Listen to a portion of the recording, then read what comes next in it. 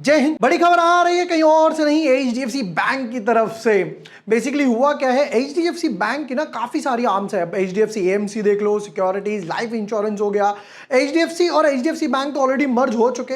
अब एचडीएफसी के एक आर्म है एचडीबी फाइनेंशियल। इसमें ये लोग क्या करते हैं भाई, इसमें ये लोग लोन्स वगैरह देते हैं, right. Personal loan, home loan, car loan, इस टाइप के लोन्स वगैरह बांटते हैं। अब इसका आईपीओ बहुत टाइम से अटक रहा था, फाइनली सेबी ने इसको मंजूरी दे दी है। अब क्या इसमें शेयर होल्डर कोटा है या नहीं है, वैल्यूएशंस क्या है, क्या मैं अभी भी शेयर बाय कर सकता हूं शेयर होल्डर कोटा के लिए, कितने शेयर बाय करने पड़ेंगे, मोस्ट इंपॉर्टेंट कब तक होल्ड करना पड़ेगा, क्या म्यूचुअल फंड भी, जिसमें भाई मान लो मैंने म्यूचुअल फंड ले रखा है उसमें एचडीएफसी है, तो क्या वो काउंट होगा नहीं होगा, बहुत सारे सवाल है, सब यहां पर जवाब मिलेंगे।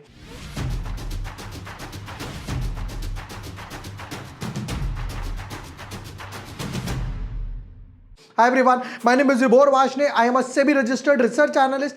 आज के वीडियो में करने वाले हैं जो एचडीबी आईपीओ आने की उम्मीद बढ़ गई है, जिसको सेबी से नॉड मिल गया है, तो क्या उसके बेसिक्स बन रहे हैं, डीआरएचपी जो फाइल हुआ है क्या उसमें शेयर होल्डर कोटा है नहीं है, उसका अपर लेयर देख लेते हैं और शेयर होल्डर कोटा कैसे बनने वाला है। But yes, before moving ahead, अगर अभी तक आपने चैनल सब्सक्राइब नहीं किया है या पहली बार वीडियो देख रहे हो, एनएससी वर्सेस बीएससी स्टॉक का कंपैरिजन मैंने यहां पर किया है, और मोस्ट इंपॉर्टेंट की एनएससी का अनलिस्टेड मार्केट से लेना ही नहीं लेना, निफ्टी इनसाइड बार में जो चल रहा था, लॉजिस्टिक्स, टॉप 5 स्टॉक्स दिए थे मोमेंटम के, अभी तक 1-1.5% के गेन्स वगैरह पे चल रहे हैं, तो यहां पर आईपीओ, मोमेंटम गेन, सब कुछ ऑन द बोर्ड मिल जाएगा।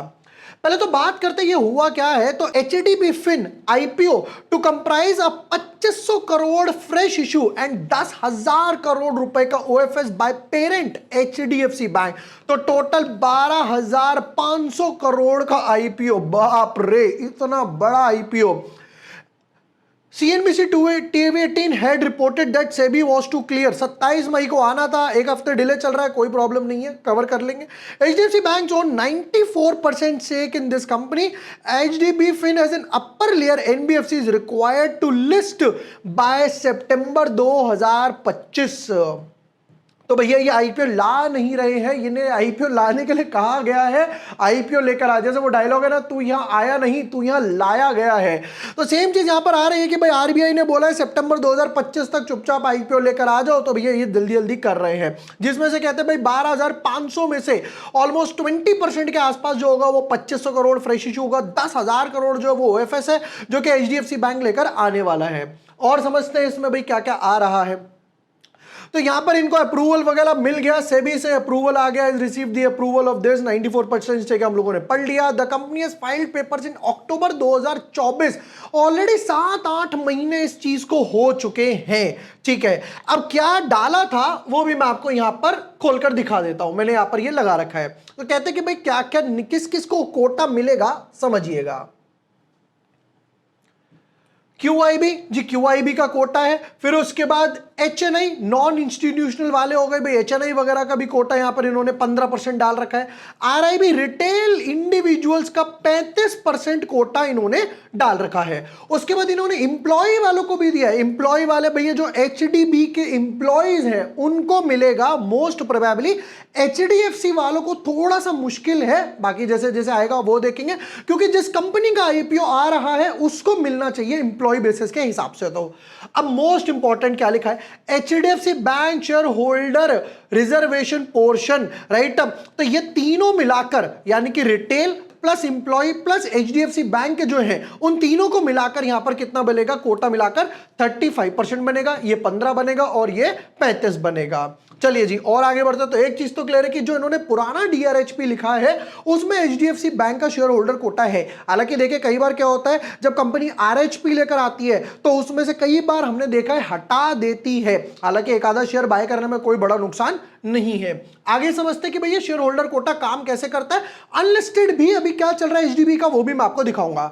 देखिए होता क्या है, यहां पर एक ही पैन कार्ड से आप 2 एप्लीकेशन लगा सकते हो, एक रिटेल कैटेगरी में और दूसरी simultaneously share holder quota category में। जैसे मैं यहां पर आपको बजाज का दिखाता हूं। यहां पर मुझे बजाज में किस में मिला, मुझे बजाज में यहां पर शेयर होल्डर कोटा में मिला, फिर यहां पर भी मुझे शेयर होल्डर कोटा में मिला, यहां पर भी शेयर होल्डर कोटा में मिला, और अब की बार शेयर होल्डर कोटा ना मिलकर रिटेल वाले में मिल गया। तो यानी कि मैं एक ही पैन कार्ड से, एक ही डीमैट अकाउंट से, एक ही यूपीआई आईडी से दो एप्लीकेशन लगा पाऊंगा। इसमें नहीं मिले तो उसमें मिल जाए, उसमें नहीं मिले तो इसमें मिल जाए, क्या पता दोनों में मिल जाए, और नसीब का बैड लक हुआ तो हो सकता है दोनों में ना ही मिले। शेयर होल्डर कोटा, यहां पर एक नोट करने वाली बात यह है कि भाई शेयर होल्डर कोटा कोई गारंटीड नहीं है कि मेरे पास शेयर है तो मिलेगा ही मिलेगा। भैया लाखों लोग भर रहे हैं तो किसी ना किसी को मिलेगा, बट हम अपनी प्रोबेबिलिटी बढ़ा सकते हैं। करंट बात करूं तो भाई एचडीएफसी बैंक जो है एक रैली के बाद फ्लैग पैटर्न के अंदर चला गया है। ये पहला फ्लैग बना, फिर ये दूसरा फ्लैग बना, करंटली 1940 के आसपास ट्रेड कर रहा है। अब मोस्ट इंपॉर्टेंट कुछ पॉइंट्स पे नजर डालते हैं। नंबर 1, अगर मैं एचडीएफसी बैंक के एफएनओ ले लेता हूं, फ्यूचर्स बाय कर लेता हूं या ऑप्शंस ले लेता हूं, क्या वो काम करेगा? काम नहीं करेगा। नंबर 2, मैंने किसी म्यूचुअल फंड में इन्वेस्ट कर रखा है, उसके एएमसी या जिस म्यूचुअल फंड में मैंने इन्वेस्ट कर रखा है, मान लीजिए निफ्टी ईटीएफ ले रखा है, उसमें एचडीएफसी बैंक है, क्या वो काउंट होगा? नहीं होगा, क्योंकि उसमें पूरा नहीं आता है, उसमें आते हैं एचडीएफसी बैंक के टुकड़े, यूनिट्स। नंबर 3, क्या मैं 1 शेयर बाय करूं, 10 शेयर बाय करूं, 50 शेयर बाय करूं?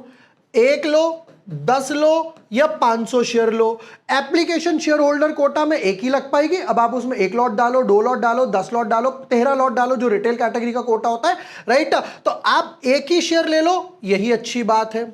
नंबर 4, कब तक होल्ड करना है? भैया जब तक आईपीओ नहीं आ जाता तब तक आपको इसको होल्ड करना पड़ेगा।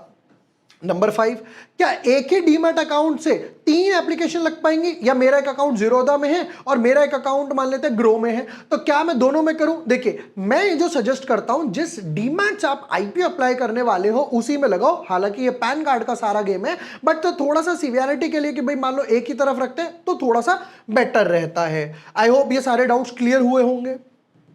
चलिए जी, नेक्स्ट पार्ट पर आते हैं। अब इसका बेनिफिट क्या होगा? बेनिफिट दोबारा से रिवाइज करवा देता हूं। एक एप्लीकेशन जाएगी रिटेल अकाउंट में, दूसरी एप्लीकेशन जाएगी शेयर होल्डर कोटा में। इससे क्या क्या लगा पाओगे? एक लगा दी रिटेल में, एक लगा दी शेयर होल्डर कोटा में, एक लगा दी retail plus share holder quota में, चौथी लगा दूंगा मैं यहां पर एचएनआई लगा लेता हूं, एचएनआई कैटेगरी, और 5वीं फाइनली जाएगी HNI plus share holder quota में। आप इसमें से कुछ भी चूज कर सकते हो। जिसके पास एचडीएफसी बैंक उस टाइम नहीं होगा वो सिर्फ रिटेल या एचएनआई में लगा पाएगा। जिसके पास शेयर होल्डर कोटा रहा होगा या तो वो शेयर होल्डर कोटा में लगा पाएगा, एक ऑप्शन है, या retail plus share holder quota तो 2 एप्लीकेशन, या HNI plus share holder quota. आप इन 5 में से कोई भी एक चूज कर पाओगे।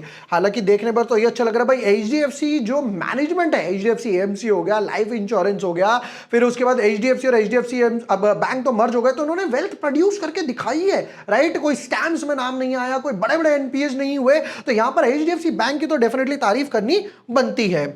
अब आते हैं अनलिस्टेड के भाव पे। हालांकि मैंने एनएससी वर्सेस बीएससी की ये आईपीओ अनलिस्टेड कैसे काम करता है थोड़ा बहुत बता दिया, दोबारा से डिस्कस करते हैं। देखिए, 6 महीने के आसपास क्या हुआ है, जरा एचडीएफसी एचडीबी अनलिस्टेड मार्केट में ऑलरेडी अवेलेबल है, लीगल है, कुछ गलत नहीं है। ये पहले 1000 रुपए से भागते हुए 1500 रुपए गया, 1500 से गिरते हुए, क्योंकि आईपीओ डिले हुआ, उसके बाद ये गिरते गिरते कहां तक आ गया, मोटा मोटा 1900 रुपए के आसपास ये यहां पर आ गया। फिर जैसे जैसे न्यूज बढ़नी शुरू हुई, अब वापस से लास्ट 1 महीने का अगर हम ग्राफ देखते हैं तो कुछ ये 900 रुपए के आसपास पड़ा हुआ है, 900 900 900 900, और यहां से ये फाइनली ब्रेकआउट देकर आप देख सकते हो 1280 1275 के आसपास खड़ा हुआ है। लास्ट 1 महीने में 30% का मूव आया है 300 रुपए का एचडीबी फाइनेंशियल्स का। बट अब इंपॉर्टेंट पॉइंट देखिए, एचडीबी फाइनेंशियल्स जो प्राइस बैंड लेकर आएंगे, उन्हें कोई फर्क नहीं पड़ता कि ये अनलिस्टेड मार्केट में कितने का ट्रेड कर रहा है।